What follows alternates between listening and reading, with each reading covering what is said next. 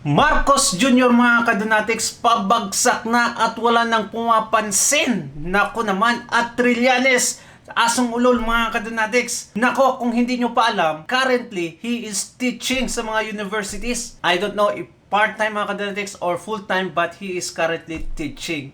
Ayun lang, pero dapat imbestigahan ng CHED yung mga ginagawa niya sa loob ng classroom. O eto mga kadonatics, panoorin natin ang hindi pagpansin ng mga tao sa kanya. Recently lang mga kadonatics, ilang oras lang in-upload ito.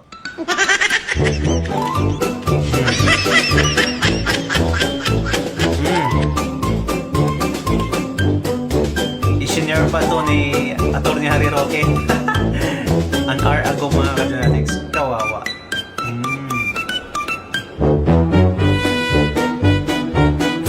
Wala na nga pumapansin. Look at that mga kadonatics. Balikan natin. Wala na. Pinipilit na lang yung sarili mga kadonatics sa mga tao. Ayaw na kasi ng mga tao sa kanya talaga. Ewan ko ba kung bakit pinipilit niya mga kadonatics. Kawawa. Mga kaawa at kawawa mga kadonatics. Wala na talagang pumapansin sa kanya. Di ba mga kadonatics? At dito mga kadonatics, may post pa siya sa taas. Ang sinabi niya dito, basahin natin yung post niya mga kadonatics. At ito yung sinabi niya dito mga kadonatics. Napaka manhid talaga. I want to thank our local governments. Ito yung sinabi talaga niya. First responders and volunteers for acting quickly and working together to keep our people safe. Safe ba talaga tayo mga kadonatics? Safe ba talaga kayo dyan? I don't know. May isang in-interview mga kadonatics na gabi pa mga kadonatics, naghingi na sila ng tulong sa Cebu. Alam nyo ba? Hanggang alas 6 na lang, alas 4 ng hapon mga kadonatics, wala pang dumating na tulong. At sila na lang talaga yung bumaba, risk their lives mga kadonatics para lang talaga makapunta sa mataas na lugar mga kadonatics. Ganyan ba yung we're acting quickly and working together to keep our people safe? The preemptive evacuations you carried out made all the difference. Napakalaking bagay ng inyong maagap na pagkilos. Well, we actually have to acknowledge mga kadonatics ang mga tao na totoo talagang tumulong. Bukal talaga sa loob nila mga kadonatics ang pag-rescue. Pero mga kadonatics, the fact that we are experiencing this because of the administration, tapos may pa-thank you pa siya na wala masyadong damage? What the heck? Ilang mga residente, ilang probinsya mga kadonatics ang nasalanta ng bagyo. What he should do now is to go out there and maghatid ng tulong. Ang sa Cebu, nako, 5,000 mga kadonatics is slightly damaged and fully damaged is 10,000. Habang yung lumabas sa Imbornal, 80,000. See, look at the difference mga kadonatics. Look at the twisted mind they have. Ganyan sila mag-isip. Diba? Nakakaloka talaga. Diba mga kadonatics? Ito yung pagbagsak niya mga kadonatics. Panoorin natin. Ito yung bago lang talaga. Pro-admin support drops to 18% in survey. Basahin natin kung ano nung sinabi doon mga kadonatics. Pro-admin support drops to 18% in Publicus survey by Ronald Cinco. Okay. Support for the administration of President Bongbong Marcos saw a steep drop in Publicus Asia's 2025 Pahayag third quarter, quarter 3 survey. Held from September 27 to 30, 2025, the survey indicated an 18% decline for pro-administration. Ay, nako, the latest score showed a downward trend from 50% in third quarter of 2022, 43% in third quarter of 2023, and 30% of third quarter of 2024. In 2025, Publicus reported 15% and 21% ratings for the first and second quarters respectively. Publicus noted that the decrease reflects waning public trust amid corruption issues and internal rifts. Alam niyo ba mga kadonatics, na-realize ko na bakit nangyayari ito ngayon sa Pilipinas? Like sunod-sunod talaga na trahedya, violence mga kadonatics. Para bang may mensahe mga kadonatics na dapat tigilan nyo na ang mga ginagawa nyong kasamaan para mahinto to. I remember the time of Jonah mga kadonatics when he was told to go to Nineveh mga kadonatics, but he diverted himself to somewhere else. Ano nangyari nung nasa ship siya mga kadonatics?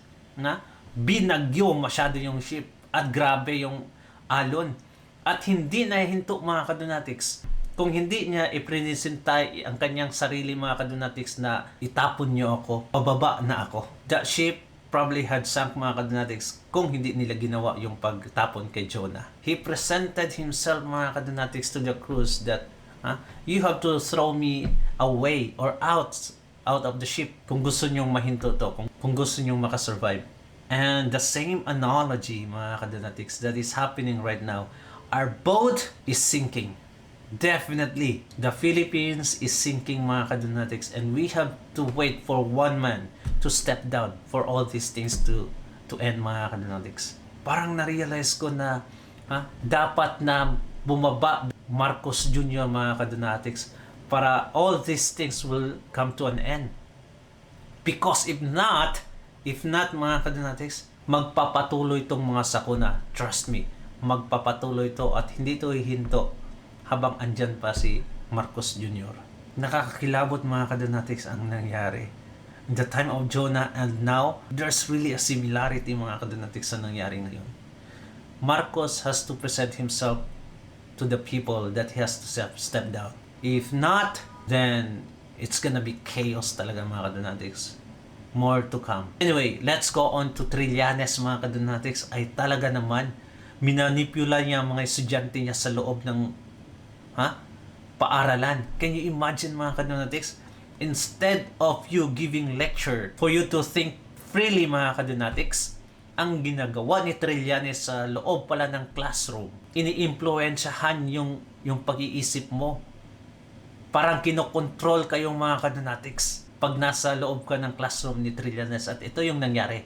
Panoorin natin yung interview mga kadonatics.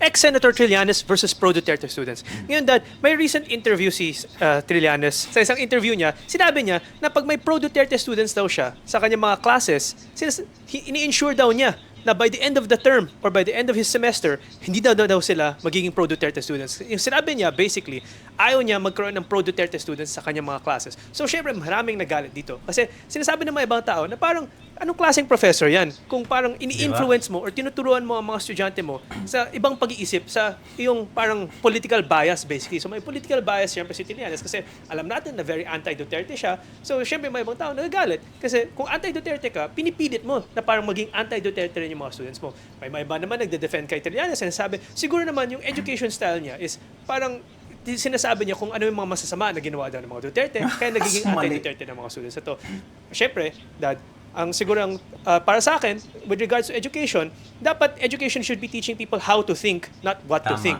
Hindi mo dapat dinidiktahan ng mga estudyante na masama ang tao na to, kailan sila mismo mag-isip kung masama o mabuti ang tao. Dapat tinuturo mo lang sa kanila how to think better para sila maging critical thinkers kaysa kung ano-ano lang, kung sino magsasabi sa kanila na hindi, mabuti yan, hindi, masama yan. Tapos bibilib na lang ng mga estudyante yan kasi ikaw yung nagturo. So syempre, dependent na ngayon sila forever sa isang tao na nagsasabi sa kanila kung sino yung tama at sino yung mali. Ano masasabi mo dyan, Dad?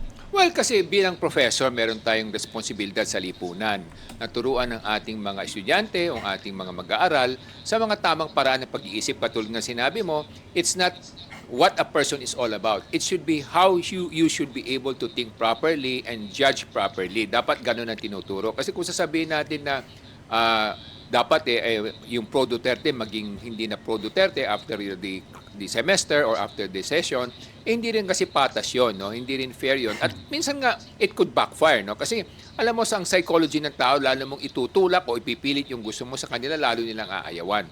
In fact, dapat yan, katulad na sinabi mo, dapat ang ituro sa mga mag-aaral ay yung critical thinking na napakahalaga sa isang educational system. No? Yung how to think properly, how to decide properly, how to come up with the logical conclusions or deductions. No?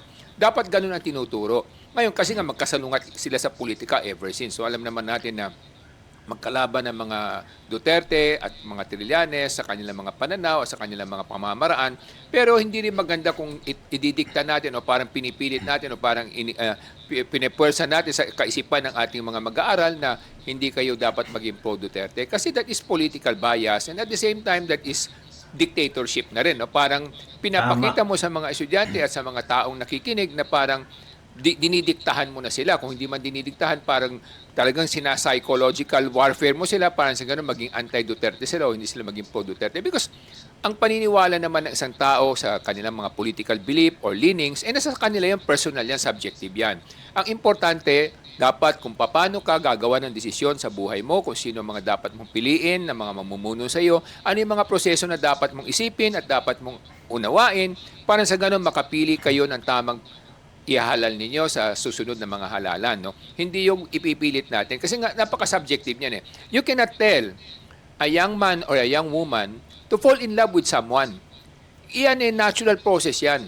Kung nagustuhan nila at lalo mo sabihin na wag mo kang makipagkita sa lalaki o sa babaeng yan, lalo nilang gagawin. In fact, it could backfire. No? Yan ang consequence niya. No? Sa Tama. harap mo sasabihin sa yung oo, na hindi na kami naniniwala kay Duterte. Pero sa totoo lang, lalo mo lamang siyang kinukumbisi na maniwala kay Duterte dahil nakikita niya na isa ka pa rin diktador. So yun ang makikita niya na kaya kinakailangan niya, katulad sinabi mo, they should be taught how to think, how to process information, rather than who to side with or who to be with. No? Kasi nga, in fact, kaya nagiging issue yan kasi siguro pinangangambahan din ng marami na baka ang susunod na Pangulo, Duterte na naman. No? Kaya nagtanong niya kasi nga, bakit nga ba nire-respeto o tinitingala ng mga tao si Duterte? Yan ang dapat nilang unawain kung bakit. At dapat i-respetuhin nila kung ano yung decision ng mga tao. Ang pwede lang natin gawin kung professor ka, turuan mo lamang sila ng proseso, ng methodology, analytical way of thinking para sa ganun makapag-desisyon sila ng tama.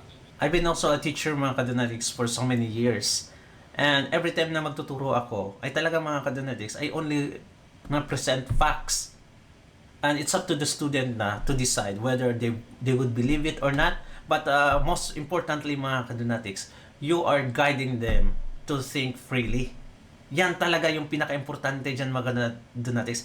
You're basically teaching them, mga kadonatics, to think widely, not monopoly type of thinking.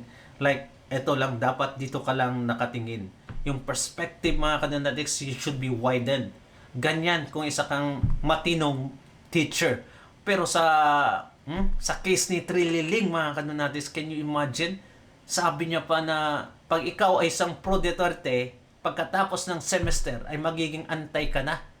Ay anong klaseng pag-iisip yan? Dapat yung CHED, mga kadonatics, imbestigahan itong si Trililing. There's nothing good that would come out from that kind of teaching, mga kadonatics, believe me. That actually yun yung isang mga problema na sinasabi mo pwede mag-backfire. Actually, kung ako ay naging estudyante at alam ko ang professor ko ay sobrang anti-Duterte at let's say ako ay pro-Duterte, syempre matatakot rin ako na maging estudyante niya. No? Kung sasabihin niya sa akin o tatanungin niya ako kung pro-Duterte ako, hindi. Siguro magsisinungaling lang ako na hindi talaga ako pro-Duterte kasi gusto kong i-appease yung views niya para hindi niya ako bagsakin o hindi niya akong i-bully or i-harass kasi ayaw niya sa akin kasi alam niya na against ako sa political bias niya. So yun nga yung pagiging backfiring nun, Dad. Pero Dad, sa totoo lang, alam ko both of us meron tayong experience sa debate and yung masasabi kong maganda sa debate is kasi minsan naka-question mo ang mga convictions mo.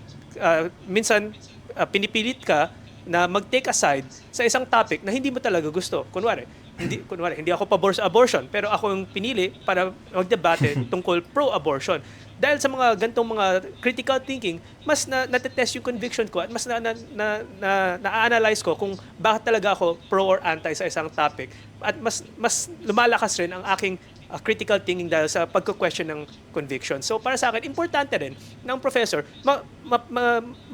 ma-pull out niya yung mga questions or doubt dito sa mga minds ng kanyang mga student para ma-test rin nila kung bakit ba sila talagang hanga sa isang tao or bakit hindi dapat nila gusto ang isang tao. Pero hindi dapat ipilit ang pag-iisip na yun na hindi lang basta sasabihin na hindi, masama yung tao na yan, huwag niyo siya gustuhin. Di ba, Dad? Correct. Kasi nga, bawat tao, bawat leader, may kanya-kanyang katangian yan. Bawat tao may magandang ugali, may masamang ugali. At may mga, kumbaga, strengths and weakness ang bawat isa. So, hindi rin fair na sabihin natin, ito yung mga weakness niya, ito yung mga mali niya. Kasi nga, bawat isa sa atin may mga pagkakamali, may pagkukulang, may kasalanan. So, kung lalo nating hinahype yung pangkasalanan ng ibang tao, may kasabihan nga sa Biblia, di ba?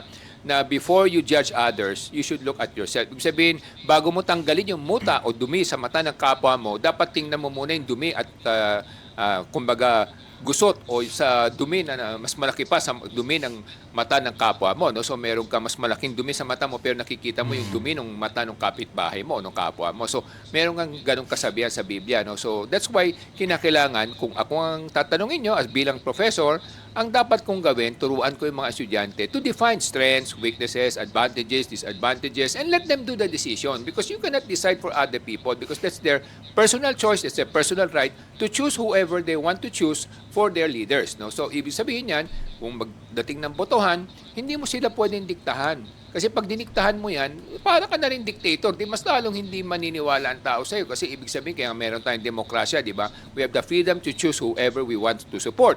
So what you can do as a professor is teach them how to analyze the strength and weakness of each candidate and whether they will be beneficial and advantageous to the government and to the people and to society. That's the way they should be taught so that they will decide for themselves. Ngayon, Dad, naintindihan ko kung bakit pinipilit ni Tama. Trillanes na maging anti-Duterte ang mga students niya. Kasi, syempre, ang gusto niya, ng mga estudyante niya, yung mga next generation of voters, pipili sila ng better leaders. Kaya mga kababayan, kung gusto natin talaga ng better leaders, ang layunin ng Ilocano Defenders Party List ay taas ang antas ng edukasyon para mas maraming Pilipino ay mas maging critical thinkers para sa next voting at mga future votings natin, mas maraming Pilipino ang makakahusga at makakapili ng mas magandang Ilocano leader pala para sa sila. Pilipinas. Ako po ay si Solomon Saya, ang inyong kuya ng bayan.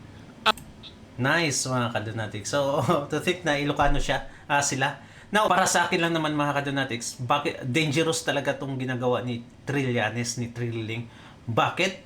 Pag ikaw ay may political bias, tapos nagiging professor ka mga kadonatics, most of the time, ay talagang sa lecture mo mga kadonatics, napanigan mo palagi yung side na sinusuportahan mo.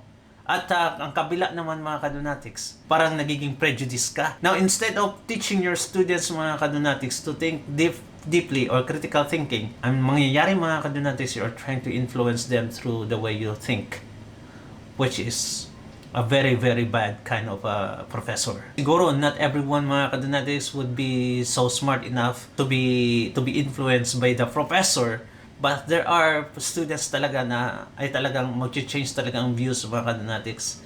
Magiging rebelde yan ang pag ganyan mangyayari. Kaya ang daming rebelde sa UP mga kadonatics. Ang daming mga twisted minded dyan sa UP dahil sa ganyan klaseng professor. At itong si Trillanes, dapat hindi ito mag-teach ng mga kadonatics kasi talagang napaka-obvious yung political bias niya. Di ba? Ay tinitwist niya yung history. Kung ikaw walang alam mga kadonatics, ay talagang maniniwala ka sa mga sinasabi sa taong ulul. Comment down below mga kadonatics sa anong dapat gawin natin ka Trilling. At thank you so much. God bless you mga kadonatics. Ingat ka palagi please. Bye-bye.